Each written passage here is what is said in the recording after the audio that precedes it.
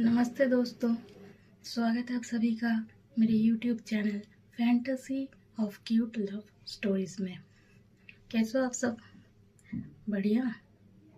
चलिए बढ़ते हैं हमारी कहानी की तरफ। इश्क, a story of passion and madness about love. ये है एपिसोड नंबर 5, चौहान मैंशन, जहाँ पे विक्रम थोड़ी देर अपने बेडरूम में खड़ा रह के वंदना के बारे में सोचता रहता है। फिर उसको अचानक से कुछ पुरानी बात याद आती है, तो जल्दबाजी करके घर से बाहर निकल जाता है और अपना कार ड्राइव करके कहीं जा रहा होता है। तो जैसे ही वो ड्राइव कर रहा होता है, उसको याद आता है अपनी शादी वाला दिन। तो उसे ही याद करके वो एक घर की तरफ बढ़ने लगता है। तो पहुंचता है वो घर के आगे। अभी यहाँ पे एक 2 मंजिला, ज़्यादा बड़ा नहीं, छोटा सा एक मकान बना हुआ था और उसके आगे थी एक बहुत ही खूबसूरत सी गार्डन, जहाँ पे बहुत सारे फूल के पौधे लगे हुए थे, मनी प्लांट लगा हुआ था। बहुत ज़्यादा खूबसूरत सा एक नज़ारा था और घर के आजू बाजू थोड़ी बहुत लाइट्स भी लगी हुई थी। एक बहुत ही बेहतरीन एक छोटा सा घर था, पर बहुत ज़्यादा अच्छा दिख रहा था। विक्रम गाड़ी से बाहर उतरता है और घर के अंदर बढ़ने लगता है। जैसे ही वो गेट के सामने पहुंचता है, वो घंटी बजाता है। इतने में दरवाज़ा खुलता है। वहाँ पे खड़े थे एक 50-55 साल के एक अंकल। वो देखते हैं विक्रम की तरफ और विक्रम को देखते ही उनकी चेहरे की जो खुशी थी वो बताने लगती। वो बहुत ज़्यादा खुश हो जाते हैं, एक्साइटेड हो जाते हैं। वो तुरंत ही विक्रम को गले लगा लेते हैं। उसके बाद उसके सर को सहलाते हुए उसके फोरहेड पे किस कर लेते हैं और कहते हैं कि विक्रम, तुम, अरे याद आ गई हमारी। कब से हम लोग सोचते थे कि तुम लोग आते नहीं हो। कितना दिन हो गया बेटा, अब जाके याद आई अंकल की। तो ऐसा कह के वो थोड़ा इमोशनल भी हो रहे थे। इतने में विक्रम जो था वो कुछ कहने ही वाला था, बट जो अंकल है वो उनको रोक देते हैं और उसको लेके घर के अंदर चले जाते हैं। घर के अंदर एंटर होते ही वो अपनी वाइफ जो थी उनको आवाज़ लगाते हैं, अरे सुनती हो, यहाँ पे आओ, देखो तो कौन आया है हमारे घर पे। तो ऐसा कहते ही वहाँ पे एक आंटी जी, जिनकी उम्र लगभग 50 साल के आसपास थी, वो बाहर आती हैं और वो देखते हैं कि विक्रम आया हुआ है। अब ये जो आंटी जी थी और ये जो अंकल जी थे, ये दोनों थोड़े एजेड थे। वो वही रूम घर पे रहा करते थे। उनका एक बेटा था, पर वो यहाँ पे नहीं रहता था, वो अब्रॉड चला गया था।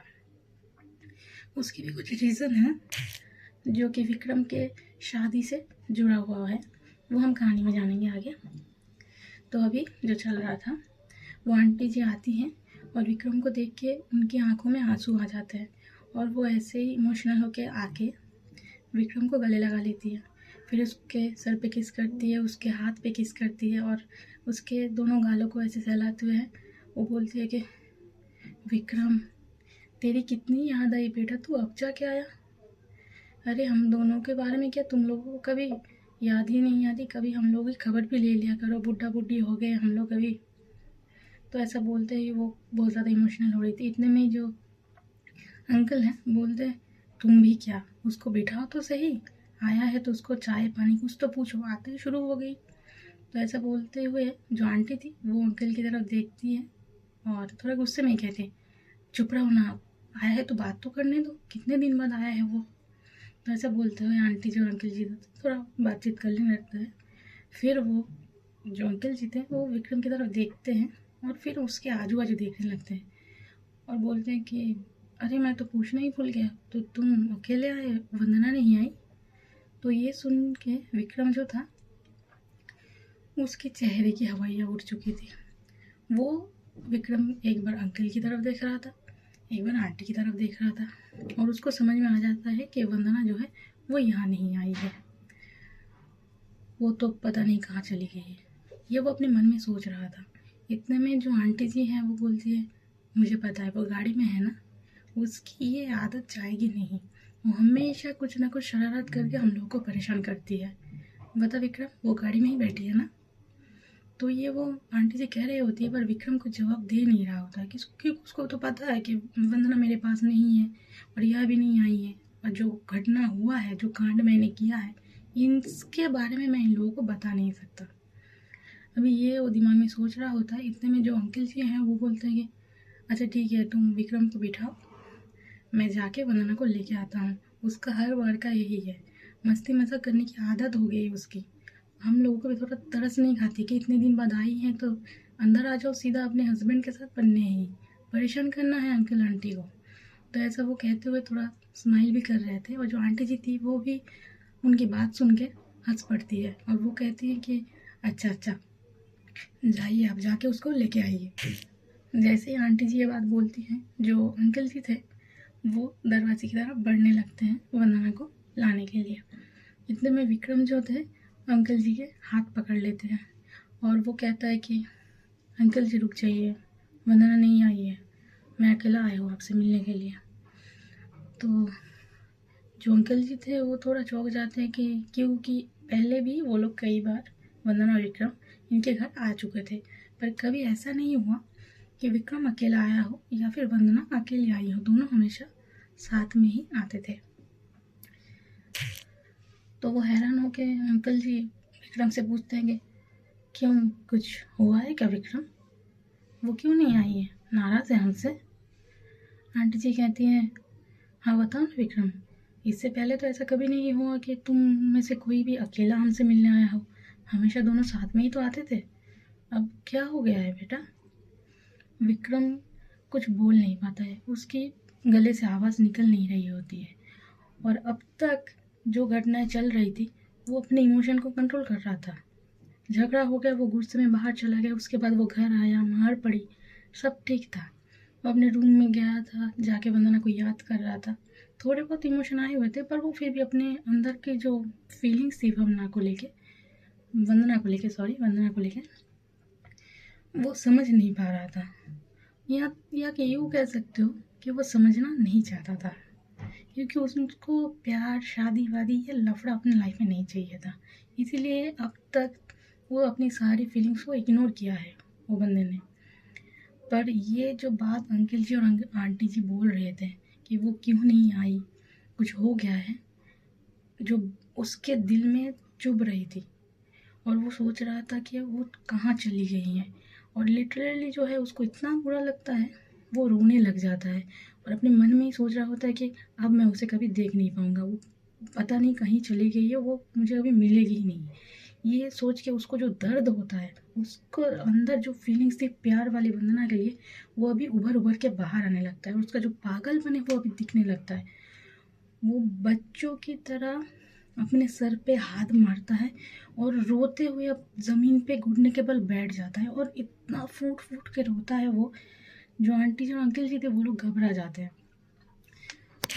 क्योंकि उन लोगों को तो समझ में नहीं आ रहा होता है कि ये रो क्यों रहा है और वो वंदना आई क्यों नहीं है, हो क्या रहा है। उनको कुछ पता नहीं था, इस बारे में कुछ भी आइडिया नहीं था। तो वो क्या करते हैं, बैठ जाते हैं विक्रम के पास ही और उसको संभाल रहे होते हैं, उसको चुप करा रहे होते हैं कि क्या हो गया बेटा, क्यों रो रहे हो तुम?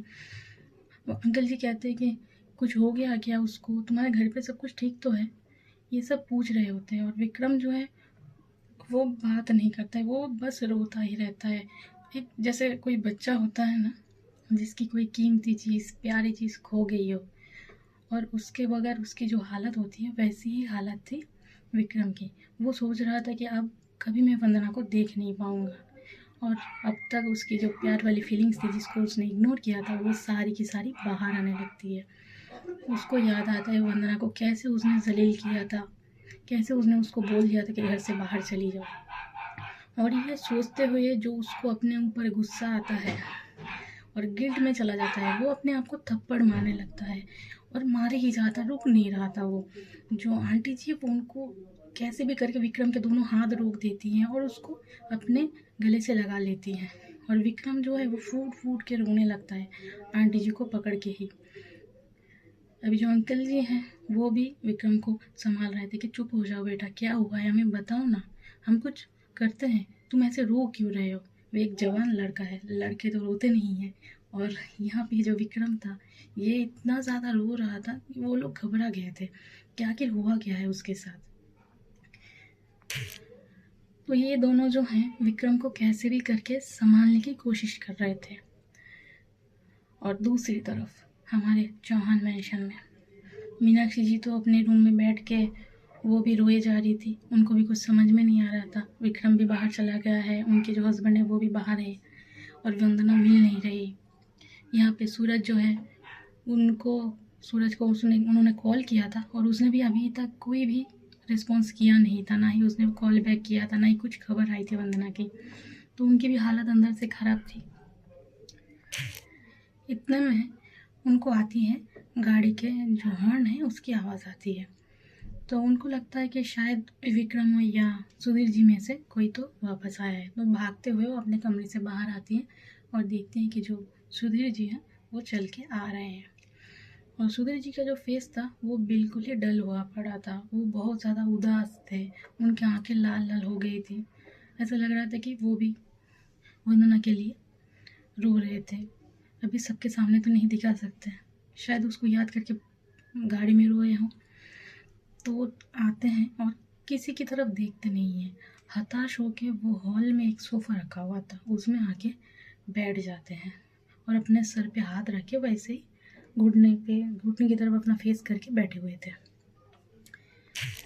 जो मीनाक्षी जी होती हैं वो ये सीन देखती हैं, फिर वो उनके पास आके उनके बाजू में बैठ जाती हैं और उनके कंधे पे हाथ रखती है और वो पूछती हैं, क्या हुआ, वंदना मिली नहीं? आपने अच्छे से खबर ली थी ना? पूछा था सबसे? जो सुधीर जी हैं वो अपने सर उठा के मीनाक्षी जी की तरफ देखते हैं और कहते हैं, नहीं मिलेगी वो, पता नहीं कहाँ चली गई है, अब वो वापस नहीं आएगी। सब कुछ बर्बाद हो गया मीनाक्षी, क्या सोचा था हमने और क्या हुआ। तुम्हारे बेटे ने सब कुछ खराब कर दिया है। उसने अपने ही हाथों से अपनी हंसती खेलती गृहस्थी बर्बाद कर दी है। अब कुछ नहीं हो सकता मीनाक्षी। तो जो मीनाक्षी जी है वो कहती हैं कि ऐसा क्यों बोल रहे हैं, ऐसे अशुभ बातें मत किया करिए, शुभ शुभ बोलिए, सब कुछ ठीक हो जाएगा, आ जाएगी वो। विक्रम क्या है ना, वो उसको कहीं से भी ढूंढ के लेके आएगा। नहीं मीनाक्षी, वो अब नहीं आएगी। कैसे रूठ के वो चली गई हमारे घर से। हमारे घर की लक्ष्मी थी वो, और तुम्हारे बेटे ने उसको अपने पैरों की जूती समझ रखा था। कैसे उसके साथ बिहेव किया उसने। वो नहीं आएगी अब, वो अब नहीं आएगी। वो ऐसा कह रहे होते हैं और जो मीनाक्षी जी थी वो उनको सहारा देती है, उनको संभाल रही होती है। फिर सुधीर जी कहते हैं, कितनी खुशी खुशी हम उसको अपने घर में लेके आए थे, तब सोचा था कि वो ऐसे चली जाएगी। बहू नहीं थी वो, बेटी थी मेरी। कितना प्यार करता था मैं उसे, और तुम्हारे बेटे ने कभी उसकी कदर नहीं की। उसने जो सेक्रीफाइसेस की है विक्रम के लिए, कभी विक्रम ने उसकी कदर नहीं की, कभी केयर नहीं किया उसकी। कभी जो हस्बैंड होके अपनी वाइफ की तरफ जो भी उसका कर्तव्य था, कभी उसने उसका पालन नहीं किया है। हमेशा बाहर ही घूमता रहा दूसरे लड़कियों के साथ, यही है उसका काम। इतनी अच्छी लड़की से शादी हुआ, फिर भी उसके साथ वो अपना गृहस्थी संभाल नहीं पाया। बहुत अच्छी लड़की है वो मीनाक्षी, बहुत अच्छी लड़की है वो। अब क्या करेंगे हम, सब कुछ बर्बाद हो चुका है, अब कुछ ठीक नहीं होगा।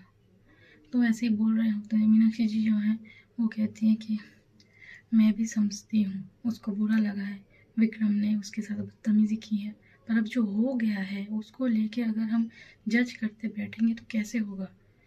आप बात करिए ना किसी से, कहीं से उसको ढूंढ के लेके आएंगे। कहाँ जाऊँ मैं बात करने, तुम ही बताओ मुझे, कहाँ जाऊँ मैं, किसको बताऊँ। ये जो हरकत तुम्हारे बेटे ने की है, मैं किसको बताऊँ इस बारे में। अरे मेरा तो खुद का सर इतना, मैं अपने सामने इतना अपने ही नज़रों में गिर चुका हूँ। मैं दूसरों से क्या कहूँगा, क्या किया है तुम्हारे बेटे ने, कैसे बताऊँगा मैं। पर ऐसे आप हाथ पे हाथ धरे बैठे रहोगे तो कैसे चलेगा, कुछ तो करना पड़ेगा ना।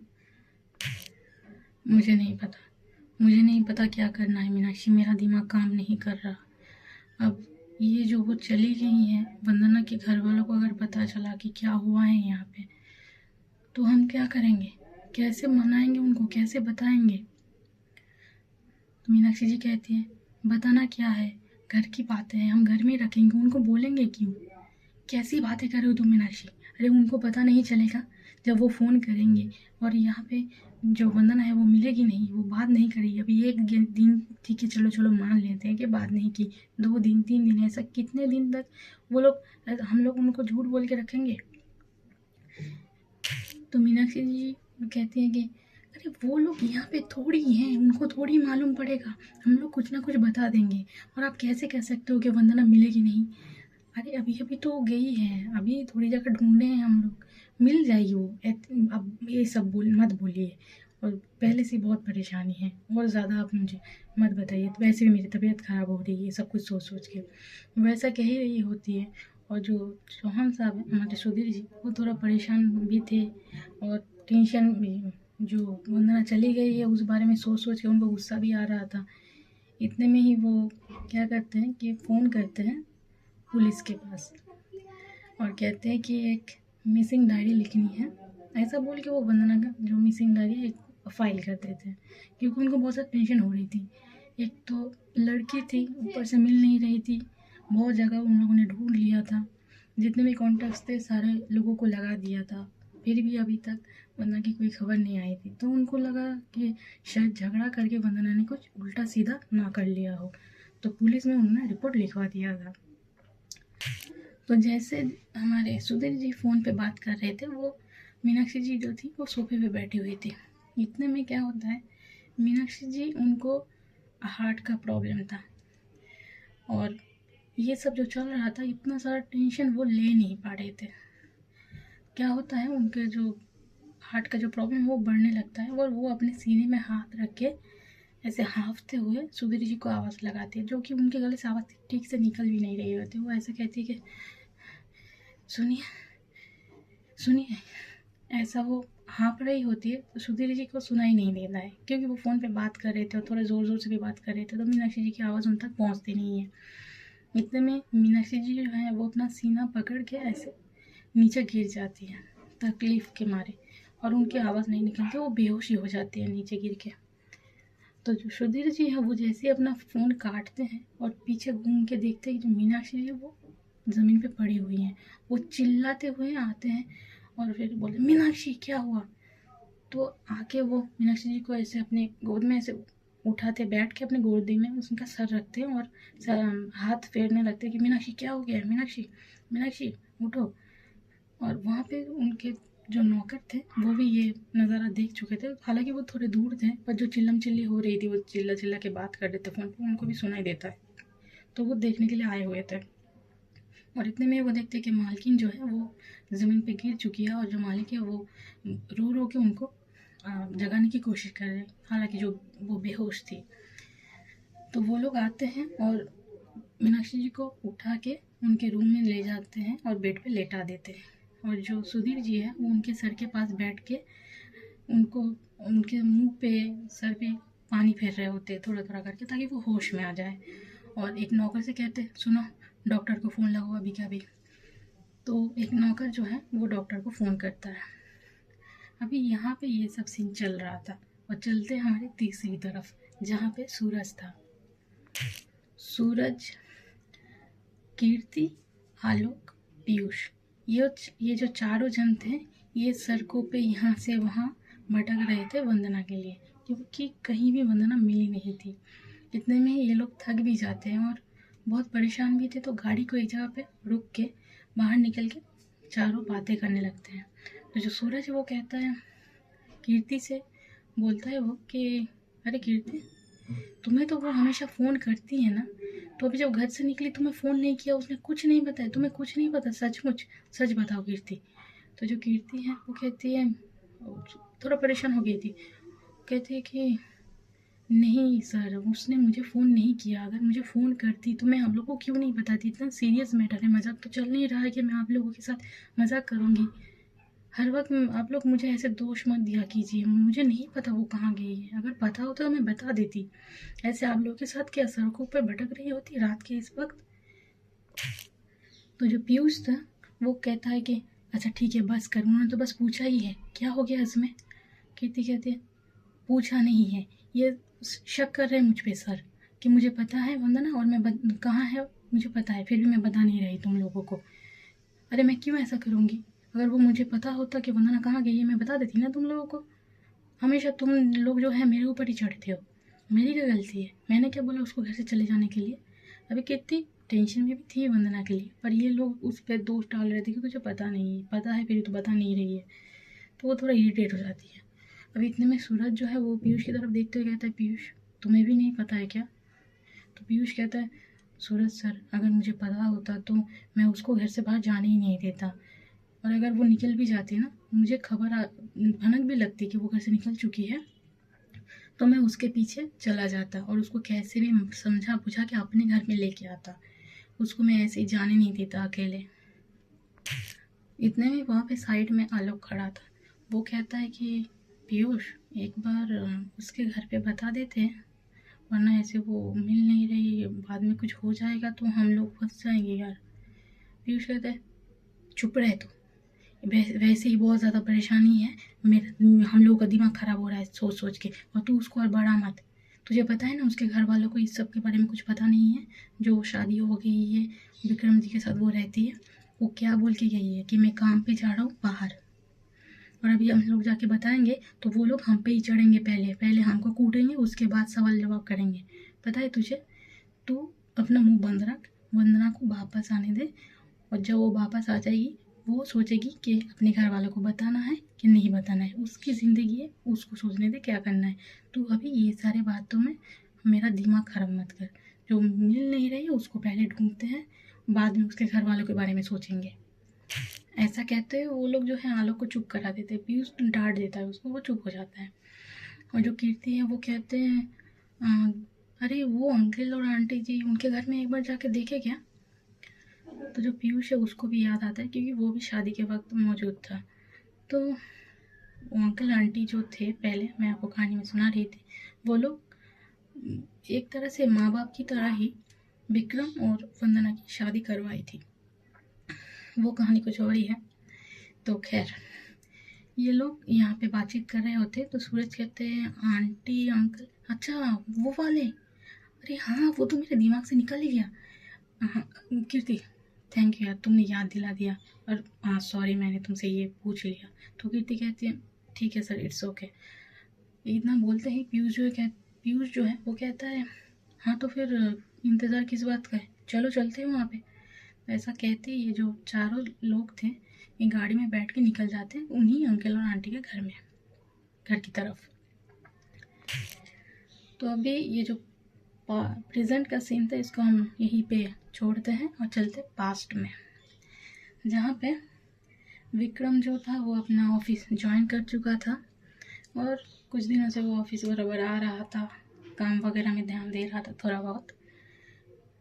ऐसे ही एक दिन विक्रम अपने कैबिन में बैठा हुआ था और दूसरी तरफ वंदना अपने ऑफिस में थी, वो अपने स्टाफ के साथ बात कर रही थी। एक बहुत बड़ा सा प्रोजेक्ट मिला था उनके कंपनी को, जिस बारे में वंदना जो है अपने स्टाफ को बता रही थी कि ये वाला काम जो है उस डिपार्टमेंट को देना है, कैसे संभालना है प्रोजेक्ट, इस बारे में डिस्कशन चल रहा था। इतने में ही एक स्टाफ है जो बाहर से ऑफिस के अंदर एंटर करता है और वो कहता है वंदना मैम वो विक्रम सर जो है वो आपको बुला रहे हैं। जैसे ही वो ये बात कहता है जितने स्टाफ थे वो फुसफुसाने लगते हैं, कोई कोई हंसने लगता है, और वंदना जो है ये सुनते ही वो बहुत ज़्यादा कस के अपनी आंखें भींच लेती है और अपने दोनों हाथ ऐसे कस लेती है गुस्से की वजह से। और फिर जो लोग हैं वो तो बातें करने लगते हैं बहुत सारी, विक्रम और वंदना के बारे में कुछ कुछ चल रहा था ऑफिस में, उसी बारे में वो लोग फुसफुसा रहे थे। तो वंदना जो है वो अपनी आंखें खोलती है और घूर के उन लोगों की तरफ देख रहे होते हैं। जैसे ही वंदना देखती है उन लोगों की सारी डिस्कशन, सारे जो स्माइल वो कर रहे थे वो उनके पेट के अंदर चली जाती है। वो अब कुछ बोलने की हालत में नहीं थी क्योंकि उन लोगों को पता था वंदना का गुस्सा कैसा है। वो सब चुप, बिल्कुल सन्नाटा, और कोई भी आवाज़ नहीं आ रही थी। और जो स्टाफ वहाँ पे खड़ा था वो देख रहा था ये नज़ारा और उसको भी हंसी आ जाती है। तो जो वंदना है वो कहती है ठीक है तुम जाओ, मैं आती हूँ। ऐसा कह के स्टाफ को भेज देती है। और यहाँ पे उसके जो टीम था जिसके साथ वो डिस्कशन कर रही थी, उन लोगों को वंदना कहती है ठीक है अभी तुम लोग जाओ, बता दिया ना मैंने क्या कुछ करना है, जाके अपना अपना काम करो। तो ऐसा कह के वो अपने सारे स्टाफ को जो भेज देती है और जाके अपनी चेयर पे गुस्से से बैठ जाती है और अपने सर पे हाथ रख के कहती है हर रोज़ का इसका यही हो गया है, हर 2 मिनट में बुला लेता है, पता नहीं क्या ही काम होता है उसको, मुझे बुलाएगा अपने कैबिन में बिठाएगा और बकवास करता रहेगा।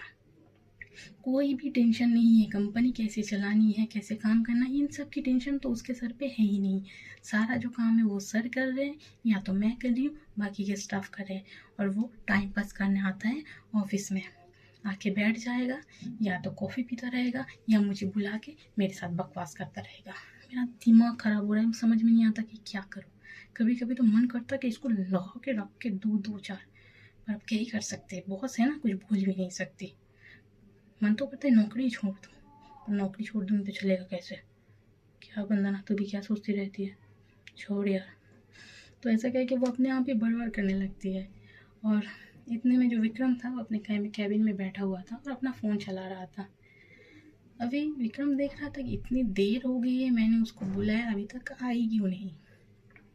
वो क्या करता है, दोबारा अपने स्टाफ को बुलाता है और कहता है क्या हुआ, वंदना क्यों नहीं आई। तो स्टाफ जो है वो कहते हैं सर वो कुछ काम कर रही है, आ जाएगी सर। नहीं नहीं, उसको बोलो मैंने अभी कभी बुलाया है, बहुत ज़रूरी काम है मुझे। अच्छा सर ठीक है, मैं अभी जाके बुलाता हूँ।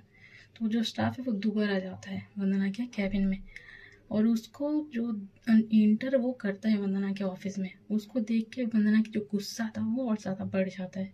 वो अपना जितना भी गुस्सा था उसी पे निकाल देती है। वंदना गुस्से से कहती है क्या है, फिर से क्यों आए हो तुम। मैम वो सर ने आपको बुलाया। हाँ जानती हूँ मैं, बुलाया है सर ने, सुन लिया है मैंने, बहरी नहीं हूँ मैं, काम करना होता है मुझे, खेलने नहीं आई हूँ मैं। क्या कर रही हूँ मैं, आपके सो रही हूँ कि उन्होंने बुलाया और मैं आई नहीं। तुम जाओ मैं आ जाऊँगी, और हाँ खबरदार जो दोबारा मेरे कैबिन में आए तो देख लेना, तुम्हारी खबर लगेगी पहले। तो ऐसा कह के गुस्सा गुस्सा करके वो उनको भेज देती है और थोड़ी देर बाद वो जाती है विक्रम के कैबिन में। विक्रम जो था इतनी देर तक मोबाइल चला रहा था, जैसे ही वंदना आती है और वो नॉक करती है सर मैं आई कम इन, तो विक्रम जो है फ़ोन रख के सीधा होके बैठ जाता है और वंदना को कहता है आइए वंदना जी, आप ही का इंतज़ार कर रहा था। तो जैसे वंदना इंटर करती है वो देखती है कि ये तो साहबज़ादा मस्त आराम से बैठा हुआ है। और विक्रम का जो बैठने का स्टाइल था वो कुछ ऐसा था, वो जो चेयर था उस पर अपने पीठ को पूरा ऐसे लगा के बैठा हुआ था और अपने हाथ जो है सर के पीछे की तरफ से सर पे रखा हुआ था और वंदना को देख के मुस्कुरा रहा था और अपना जो चेयर है एक बार लेफ्ट एक बार राइट ऐसे घुमा रहा था।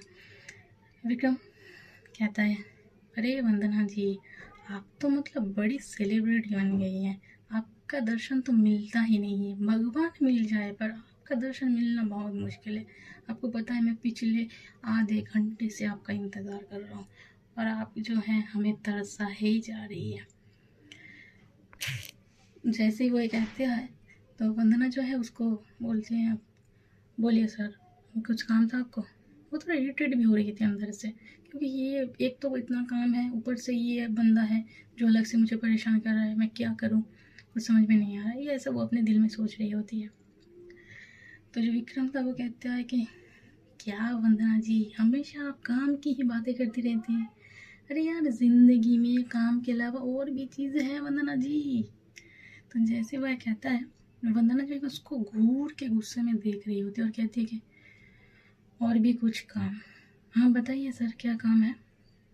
तो विक्रम जो है वो खड़ा हो जाता है अपनी जगह से थोड़ा साइड में आके, वंदना के पास आके खड़ा हो जाता है और टेबल पे टेक लगा के वंदना की तरफ झुकते हुए कहता है ज़िंदगी एक बहुत खूबसूरत किताब है वंदना जी, इसको आप काम कर कर के क्यों इस पे कीड़े लगवा रही हैं, पता है बड़े बूढ़े क्या कहेंगे।